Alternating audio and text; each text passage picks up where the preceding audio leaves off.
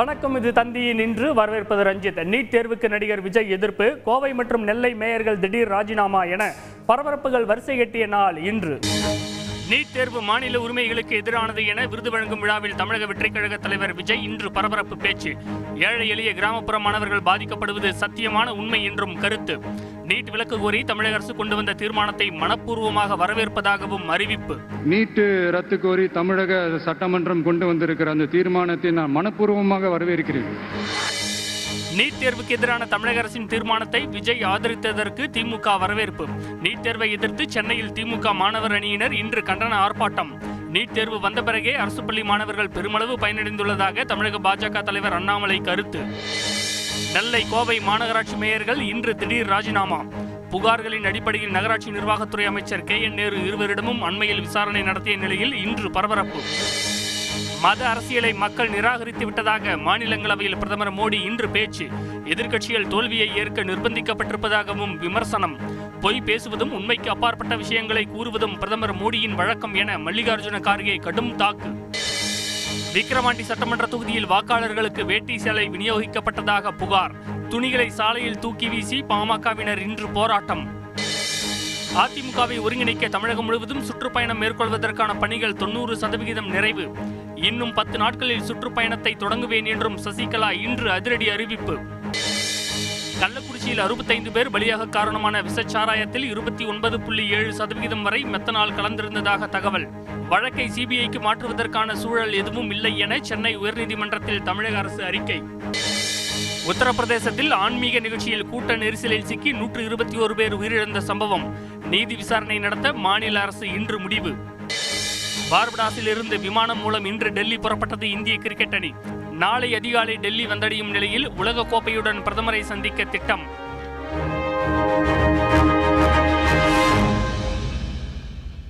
சென்னையில் இன்று நடைபெற்ற தமிழக வெற்றிக் கழகத்தின் கல்வி விருது வழங்கும் விழாவில் நீட் தேர்வுக்கு எதிரான நடிகர் விஜயின் பேச்சு அரசியல் களத்தில் பரபரப்பை கிளப்பியுள்ளது.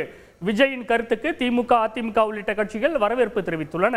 இதன் மூலம் பாஜக எதிர்ப்பு அரசியலை விஜய் கையில் எடுக்க உள்ளாரா என்ற கேள்வியும் எழுந்துள்ளது. இதுகுறித்து அரசியல் விமர்சகர்களிடம் பேசினோம். அண்மை தகவல்களுடன் இணைகின்றனர் செய்தியாளர்கள் சதீஷ் முருகன் மற்றும் விமல்ராஜ்.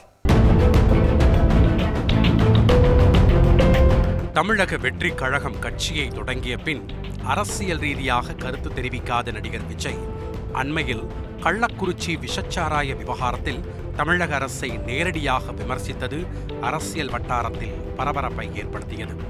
கடந்த 28ஆம் தேதி தமிழக வெற்றிக் கழகம் சார்பில் நடைபெற்ற கல்வி விருது வழங்கும் விழாவில் பேசிய விஜய், தமிழகத்திற்கு நல்ல தலைவர்கள் தேவை, நன்றாக படித்தவர்கள் தலைவராக வேண்டும் என கூறியிருந்தது பேசு பொருளானது. இந்நிலையில் சென்னை திருவான்மியூரில் இன்று நடைபெற்ற 2ஆம் கட்ட கல்வி விருது வழங்கும் விழாவில் மாணவர்கள் மத்தியில் உரையாற்றிய நடிகர் விஜய், நீட் தேர்வால் ஏழை கிராமப்புற மாணவர்கள் பாதிக்கப்படுகிறார்கள் என்றும் மாநில உரிமைகளுக்கு எதிரான நீட் தேர்வு தேவையில்லை என திட்டவட்டமாக தெரிவித்தார். நீங்களே கெஸ் பண்ணியிருப்பீங்க. எஸ், நீட்டை பற்றி தான். இந்த நீட்ன்றது பார்த்தீங்கன்னா நம்ம தமிழ்நாட்டில் இருக்கிற மாணவ மாணவிகள், குறிப்பாக கிராமப்புறத்தில் இருக்கிற ஏழை எளிய பிற்படுத்தப்பட்ட வகுப்பினை சேர்ந்த இந்த மாணவ மாணவிகள் எல்லாருமே ரொம்பவும் பாதிக்கப்படுறாங்கன்றது தான் ஒரு சத்தியமான ஒரு உண்மை. இந்த நீட் இந்த மாநில உரிமைகளுக்கு எதிரானதாக இருக்கு. மேலும் ஒரே நாடு ஒரே தேர்வு கற்றலுக்கே எதிரான விஷயம் என்றும், மாநில பாடத்திட்டத்தில் படிக்கும் மாணவர்களுக்கு தேசிய பாடத்திட்டத்தில் தேர்வு நடத்துவது எப்படி சரியாக இருக்கும் என்றும் சரமாரியாக கேள்வி எழுப்பினார். ஒரே நாடு ஒரே பாடத்திட்டங்கள் ஒரே தேர்வு, இது பேசிக்காவே அந்த கல்வி கற்கும் அந்த நோக்கத்திற்கே ஒரு எதிரான ஒரு விஷயமா நான் அதை பார்க்குறேன். ஒவ்வொரு மாநிலத்துக்கு ஏற்ற மாதிரி அந்த பாடத்திட்டங்கள் இருக்கணும். மாநில மொழியில் படிச்சுட்டு ஸ்டேட் சிலபஸில் படிச்சுட்டு NCERT சிலபஸில் தேர்வு வச்சா அது எப்படிங்க? அதுவும் கிராமப்புறத்தில் இருக்கிற மாணவ மாணவிகள், அதுவும் அவங்களுடைய மருத்துவ படிப்புக்கு கொஞ்சம் யோசிச்சு பாருங்க, இது எவ்வளவு ஒரு கடினமான ஒரு விஷயம்னு. குளறுபடிகளால் நீட் தேர்வு நம்பகத்தன்மையை இழந்துவிட்டதாகவும், தமிழக அரசு கொண்டு வந்த நீட் விலக்கு தீர்மானத்தை மனப்பூர்வமாக வரவேற்பதாகவும் நடிகர் விஜய் தெரிவித்தார். சரி, இதுக்கு என்னதான் தீர்வு? அப்படின்னா நீட்டு விலக்கு தான் வந்து இதுக்கு உடனடி தீர்வு. நீட்டு ரத்து கோரி தமிழக சட்டமன்றம் கொண்டு வந்திருக்கிற அந்த தீர்மானத்தை நான் மனப்பூர்வமாக வரவேற்கிறேன். இதுக்கு வந்து அந்த ஒன்றிய அரசு அந்த கால தாமதம்லாம் எதுவும் செய்யாம தமிழ்நாட்டு மக்கள் அவங்களுடைய உணர்வுகளுக்கு மதிப்பு கொடுத்து இதை சீக்கிரமாகவே இதை சால்வ் பண்ணணும் அப்படின்றதான் இங்கே நான் கேட்டுக்கிறேன். தனது பேச்சில் 4 முறை ஒன்றிய அரசு என குறிப்பிட்ட விஜய் கல்வியை பொது பட்டியலில் இருந்து மாநில பட்டியலுக்கு மாற்ற வேண்டும் என்றும் வலியுறுத்தியுள்ளார். இது நடக்குமா? உடனே நடக்காதுன்னு எனக்கு தெரியும். அப்படியே நடந்தாலும் அதை நடக்க விட மாட்டாங்கன்னு எனக்கு தெரியும். ஸோ அதனால் இந்த சந்தர்ப்பத்தில் என்னோட சஜஷனை வந்து உங்ககிட்ட அதை நான் பகிர்ந்துக்கணும்னு ஆசைப்பட்டேன். நீட் குறித்து விஜயின் கருத்துக்கு திமுக, அதிமுக, காங்கிரஸ் உள்ளிட்ட கட்சிகள் வரவேற்பு தெரிவித்துள்ளன. தமிழக அரசின் தீர்மானத்தை விஜய் ஆதரித்திருப்பது வரவேற்கத்தக்கது என திமுக அமைப்பு செயலாளர் RS பாரதி பேட்டியளித்துள்ளார். நடிகர் விஜய் கூட தாமாக முன்வந்து இந்த தீர்மானத்தை முழுமனதாக ஆதரிப்பதாக சொல்லியிருக்கிறார். கல்வியையும் மாநில பட்டியலுக்கு மாற்றணும்னு சொல்லி விஜய் வலியுறுத்தியிருக்காரு. வரவேற்கத்தக்கது. கொஞ்சம் கொஞ்சமாக ease on the line. NEET எதிர்ப்பு மூலம் பாஜக எதிர்ப்பு, திராவிட கட்சிகளுடன் ஆதரவு என்ற நிலைப்பாட்டை விஜய் எடுக்கிறாரா என்பது குறித்து அரசியல் விமர்சகர் ராஜ கம்பீரன் அப்பாஸிடம் பேசினோம். பாஜகவினுடைய வலதுசாரி அரசியலிலே தனக்கு எந்த விதமான தொடர்பும் இல்லை, அதிலே இருந்து நான் வெகு தூரம் விலகி இருக்கிறேன் என்பதை அவர் அறிவித்திருக்கிறார். எம்ஜிஆர் அவர்களினுடைய பாணியை தான் விஜய் அவர்கள் பின்பற்றுகிறார். எம்ஜிஆர் அவர்கள் வந்து திமுகவை ஏற்றுக்கொள்ளாமல் திமுகவினுடைய கருத்தியலை அப்படியே ஏற்றுக்கொண்டு தன்னை ஒரு தலைவனாக வடிவமைத்தார். அதே போலதான் இன்றைக்கு இருக்கக்கூடிய சூழ்நிலையிலே 2 திராவிட கட்சிகள் சம வலிமை கொண்டதாக இருந்த சூழ்நிலை இன்றைக்கு மாறி ஒரு கட்சி சம வலிமை குறைந்திருக்கிற இந்த சூழ்நிலையிலே அந்த இடத்தை கைப்பற்றுகிற ஒரு முயற்சியிலே தான் விஜய் அவர்களினுடைய அரசியல் பயணம் தொடங்குகிறது என்று புரிந்து கொள்ள முடிகிறது. அரசியல் விமர்சகர் சுமன் சி ராமனின் கருத்து இது. இதை வைத்துக்கொண்டு திரு விஜயனுடைய அரசியல் எவ்வாறு இருக்க போவது என்பது முடிவு செய்வது கடினம். ஆனால் ஒரு துவக்கம் என்பது திராவிட அரசியல் அப்படிங்கிற ரீதியாகத்தான் திரு விஜய் பயணிக்கக்கூடும் அப்படிங்கிறதுக்கு ஒரு முன்னுதாரணமாக இது இருக்கலாம். பட் பொறுத்திருந்து தான் பார்க்கணும். பத்திரிகையாளர்களை சந்திக்கும் போது அவர்கள் கேள்விகளுக்கு பதில் கொடுக்கும்போது தான் இதை பற்றி அதிகமாக உறுதியாக கூற முடியும். கல்வி விருது வழங்கும் விழாவில் நடிகர் விஜய் தெரிவித்த கருத்துக்கள் தமிழக அரசியலில் பெரும் அதிர்வலைகளை ஏற்படுத்தியிருக்கும் சூழலில் விரைவில் நடைபெறவுள்ள தமிழக வெற்றிக் கழகத்தின் முதல் மாநாடு பெரும் எதிர்பார்ப்பை ஏற்படுத்தியுள்ளது. 10 மற்றும் 12ஆம் வகுப்பு பொதுத் தேர்வுகளில் சாதனை படைத்த 700க்கும் மேற்பட்ட மாணவர்களுக்கு நடிகர் விஜய் இன்று விருதுகளை வழங்கி கௌரவித்தார். இதுகுறித்து விருதுகளை பெற்ற மாணவர்களிடம் பேசினோம். விழாவில் நடைபெற்ற நிகழ்ச்சிகர நிகழ்வுகளை விவரிக்கிறது பின்வரும் தொகுப்பு.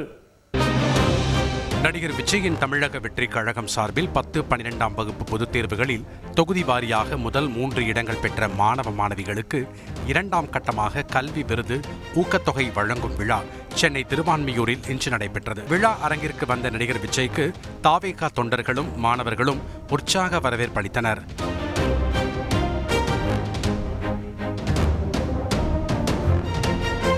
12ஆம் வகுப்பு பொதுத் தேர்வில் பங்கேற்று வெற்றி பெற்ற ஒரே திருநங்கை மாணவியான நிவேதாவின் அருகில் சென்று அமர்ந்த நடிகர் விஜய் அவருக்கு வாழ்த்து தெரிவித்து புகைப்படம் எடுத்துக்கொண்டார். தொடர்ந்து கடலூர், கள்ளக்குறிச்சி, காஞ்சிபுரம் உள்ளிட்ட 19 மாவட்டங்களில் உள்ள 142 தொகுதிகளைச் சேர்ந்த 700க்கும் மேற்பட்ட மாணவர்களுக்கு நடிகர் விஜய் விருதுகளை வழங்கி கௌரவித்தார்.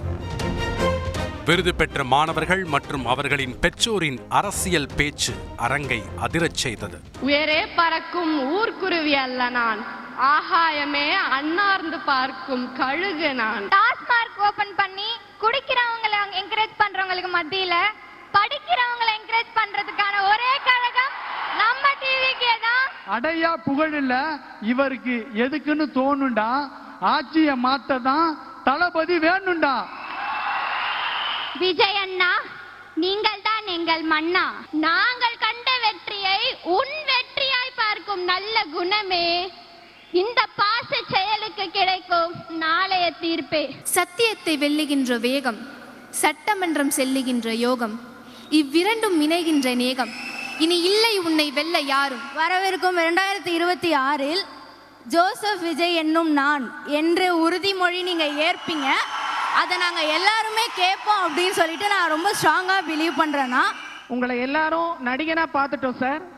இனிமே ஒரு நல்ல தலைவனா இந்த நாடு பார்க்கணும், அன்போட கேட்டுக்கிறோம். வெற்றியும் நமதே, வெற்றி கழகமும் நமதே. நீங்க நல்லா இருக்கணும், நாடு முன்னேற, இந்த நாட்டில் உள்ள ஏழைகளின் வாழ்வு முன்னேற, என்றும் நல்லவங்க எல்லாமே உங்க பின்னால, நீங்க நினைச்சதெல்லாம் நடத்திடுவோம் கண்ணு முன்னால. நடிகர் விஜயிடம் விருது பெற்ற திருச்சியை சேர்ந்த மாணவர்கள் ஜெயசூர்யா, காம்னாவிடம் பேசினோம். தளபதி அரசியல் வர்றதுக்கு ரொம்ப சந்தோஷம்.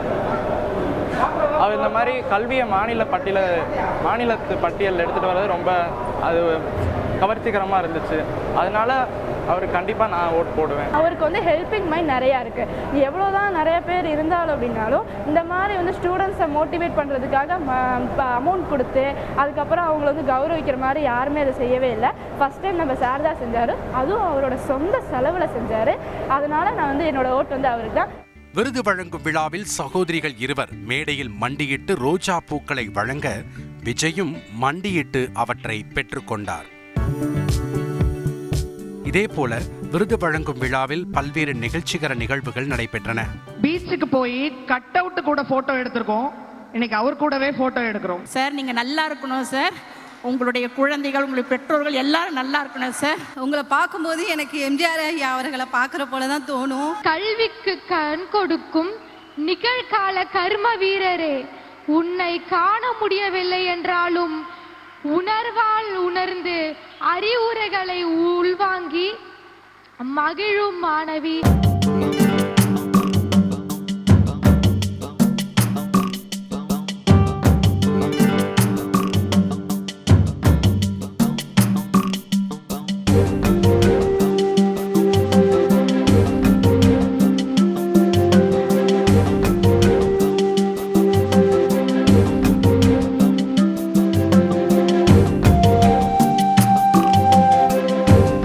மறுபுறம் விருது வழங்கும் விழாவில் பங்கேற்க வந்த மாணவர்கள் மற்றும் பெற்றோர்களுக்கு தாவேகா சார்பில் கமகம விருந்து பரிமாறப்பட்டது. விருது வழங்கும் விழாவிற்கு மாணவர்கள், பெற்றோர்கள் செல்போன்களை எடுத்துச் செல்லக்கூடாது என அறிவுறுத்தியிருந்த நிலையில் அனைவரின் செல்போன்களும் பத்திரமாக வாங்கி வைக்கப்பட்டன.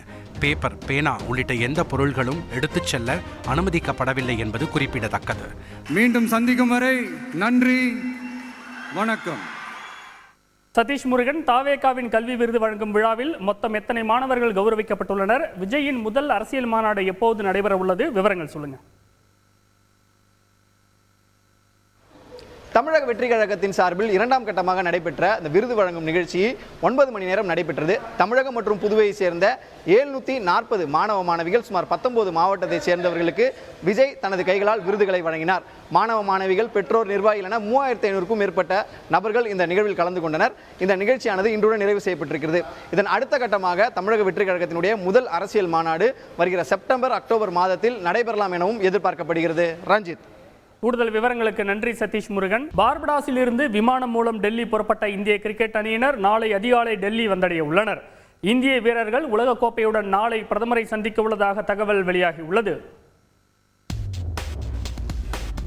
T20 உலகக்கோப்பையை இந்திய அணி கைப்பற்றிய நிலையில் பார்படாஸில் வீசிய புயல் காரணமாக விமான சேவைகள் ரத்து செய்யப்பட்டன.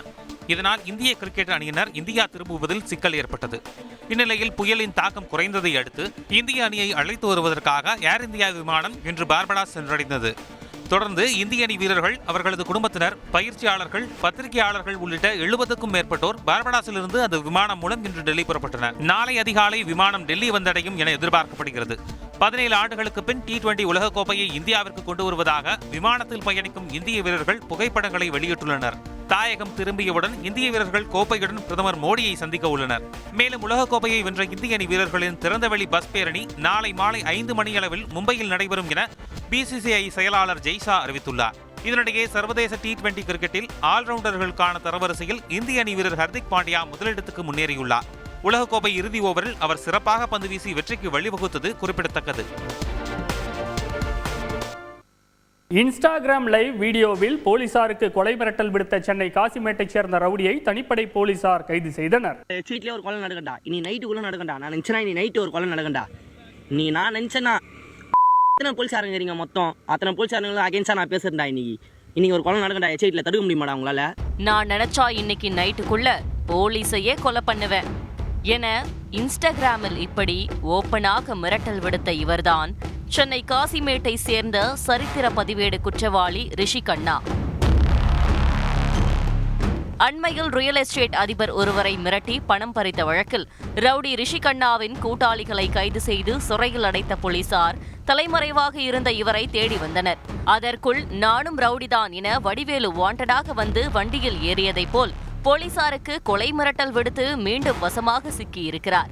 இன்ஸ்டாகிராம் லைவ் வீடியோவில் போலீசாருக்கு கொலை மிரட்டல் விடுத்தது மட்டுமின்றி ஆபாச வார்த்தைகளால் அர்ச்சனை செய்த ரிஷி கண்ணா என்னை என்ன செய்ய முடியும் என சவால் விடுத்தார். நான் எங்கே இருக்கிறேன், நான் சொன்னால் மட்டும்தான் புரியுதா? இப்போ போகிற வெளியே சிம்ம கட்சி போட்டு போன ஒரு பக்கம் தூக்கி போட்டு போய் நேர்ந்துருவேன். வேற எங்கன்னா போயிட்டு ஐடியா ஓப்பன் பண்ணி இதேமாரி லைவில் பேசுவேன். உங்களால் என்னடா பண்ண முடியும்? இங்கே போலீஸு, நான் அக்யூஸ்டு.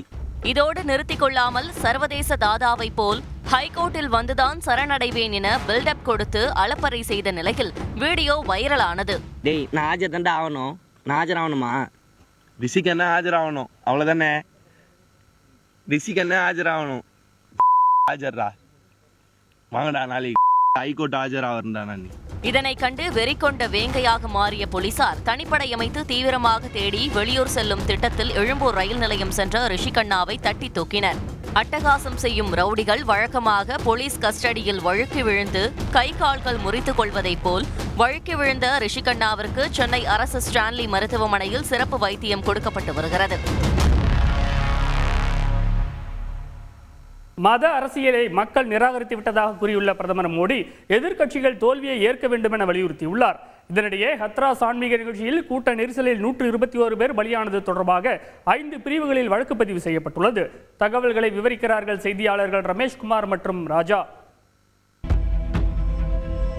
உத்தரப்பிரதேச மாநிலம் ஹத்ராஸ் அருகே ஆன்மீக நிகழ்ச்சியின் போது கூட்ட நெரிசலில் சிக்கி நேற்று 121 பேர் உயிரிழந்த சம்பவம் பெரும் அதிர்வல்களை ஏற்படுத்தியுள்ளது. இந்த துயர சம்பவம் தொடர்பாக புதிய குற்றவியல் சட்டத்தின்படி 5 பிரிவுகளில் வழக்குப்பதிவு செய்து காவல்துறையினர் விசாரணை மேற்கொண்டு வருகின்றனர். சம்பவ இடத்தில் இன்று நேரில் ஆய்வு செய்த உத்தரப்பிரதேச முதல்வர் யோகி ஆதித்யநாத் பின்னர் உயர் அதிகாரிகளுடன் ஆலோசனை நடத்தினார். செய்தியாளர் ராஜா வழங்கும் கூடுதல் தகவல். உத்தரப்பிரதேச மாநிலம் ஹத்ராஸில் மத வழிபாடில் ஏற்பட்ட விபத்து குறித்து ஓய்வு பெற்ற உயர்நீதிமன்ற நீதிபதி தலைமையில் நீதி விசாரணை குழு அமைக்கப்படும் என மாநில அரசு தரப்பில் தெரிவிக்கப்பட்டிருக்கிறது. இதில் ஓய்வு பெற்ற நிர்வாக அதிகாரிகள் மற்றும் காவல்துறை அதிகாரிகள் இடம்பெறுவார்கள். இது விபத்தா அல்லது சதியா என்று பல்வேறு கோணங்களில் ஆலோசித்து இறுதி அறிக்கையை அந்த குழு சமர்ப்பிக்கும் என மாநில அரசு தரப்பில் தெரிவிக்கப்பட்டிருக்கிறது. மருத்துவமனையில் அனுமதிக்கப்பட்ட 30 பேரும் அபாய கட்டத்தை தாண்டிவிட்டார்கள் என்று அம்மாநில முதல்வர் யோகி ஆதித்யநாத் கூறியுள்ளார். ஜார்க்கண்ட் மாநில முதல்வராக ஹேமந்த் சோரன் மீண்டும் பதவியேற்க உள்ளதையொட்டி தற்போதைய முதல்வர் சம்பை சோரன் ஆளுநரை சந்தித்து இன்று ராஜினாமா கடிதத்தை வழங்கினார். நடிகையும் பாஜக எம்பியுமான கங்கனா ரணாவத்தின் கன்னத்தில் அறைந்த சிஐஎஸ்எஃப் பெண் காவலர் குல்விந்தர் கவுர் பெங்களூருவுக்கு பணியிட மாற்றம் செய்யப்பட்டுள்ளார். மாநிலங்களவையில் குடியரசுத் தலைவர் உரைக்கு நன்றி தெரிவிக்கும் தீர்மானத்தில் இன்று உரையாற்றிய பிரதமர் மோடி மத அரசியலை மக்கள் நிராகரித்து விட்டதாக தெரிவித்துள்ளார். எதிர்க்கட்சிகள் தோல்வியை ஏற்க நிர்பந்திக்கப்பட்டுள்ளனர். பாஜக இன்னும் 20 ஆண்டுகள் ஆட்சியில் இருக்க வேண்டும் என காங்கிரஸ் விரும்புகிறது. பொய்களையே பரப்பியவர்களுக்கு உண்மையை கேட்பதற்கான சகிப்புத்தன்மை இல்லை. மணிப்பூர் மாநிலத்தில் அமைதியை கொண்டுவர மத்திய அரசு அயராது பணியாற்றிக் கொண்டிருப்பதாக கூறிய பிரதமர் மோடி வன்முறை தொடர்பாக இதுவரை 11,000 முதல் தகவல் அறிக்கை பதிவு செய்யப்பட்டுள்ளதாக விளக்கம் அளித்துள்ளார். இதனிடையே மாநிலங்களவையில் பிரதமர் தவறான தகவல்களை வழங்குவதாக கூறி காங்கிரஸ் உள்ளிட்ட எதிர்க்கட்சி உறுப்பினர்கள் வெளிநடப்பு செய்தனர்.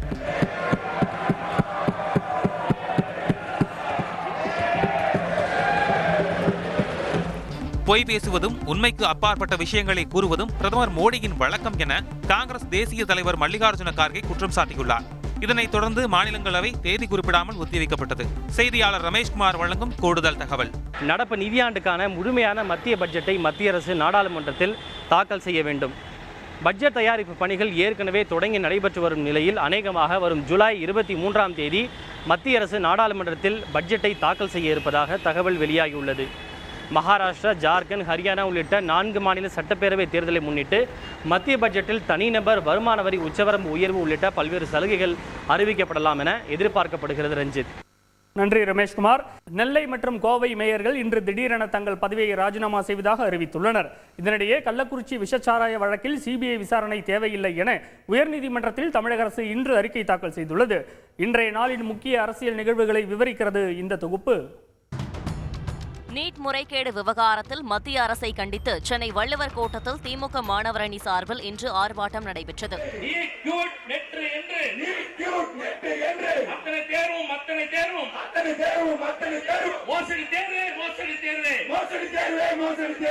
நீட் எனும் சமூக அநீதிக்கு எதிரான இன்றைய முழக்கம் நாளை வெற்றிக்கான அறிவிப்பு என முதலமைச்சர் ஸ்டாலின் கருத்து தெரிவித்துள்ளார். தமிழக பாஜக தலைவர் அண்ணாமலை வெளியிட்ட அறிக்கையில் நீட் தேர்வு வந்த பிறகே அரசு பள்ளி மாணவர்கள் பெருமளவு பயனடைந்து உள்ளதாகவும் நீட் தேர்வுக்கு முன் அரசு பள்ளி மாணவர்களின் மருத்துவ சேர்க்கை விவரங்களை தமிழக அரசு வெளியிட தயங்குவது ஏன் எனவும் கேள்வி எழுப்பியுள்ளார். கள்ளக்குறிச்சி விஷச்சாராய மரணம் தொடர்பாக சென்னை உயர்நீதிமன்றத்தில் தலைமை செயலாளர் சிவ்தாஸ் மீனா இன்று தாக்கல் செய்துள்ள அறிக்கையில் 65 பேர் பலியாக காரணமான விஷச்சாராயத்தில் 29.7% வரை மெத்தனால் கலந்திருந்தது கண்டுபிடிக்கப்பட்டு உள்ளதாகவும் இதுவரை 21 பேரை கைது செய்து உள்ளதாகவும் தெரிவிக்கப்பட்டு உள்ளது. மேலும் வழக்கு விசாரணையில் குறிப்பிடத்தக்க முன்னேற்றம் உள்ளதால் சிபிஐ விசாரணை தேவையில்லை எனவும் தலைமை செயலாளர் விளக்கமளித்துள்ளார். இடைத்தேர்தல் நடைபெறும் விக்கிரவாண்டி தொகுதியில் வாக்காளர்களுக்கு வேட்டி சேலை விநியோகிக்கப்பட்டதாக குற்றம் சாட்டிய பாமகவினர் துணிகளை சாலையில் தூக்கி வீசி போராட்டத்தில் ஈடுபட்டதால் பரபரப்பு ஏற்பட்டது.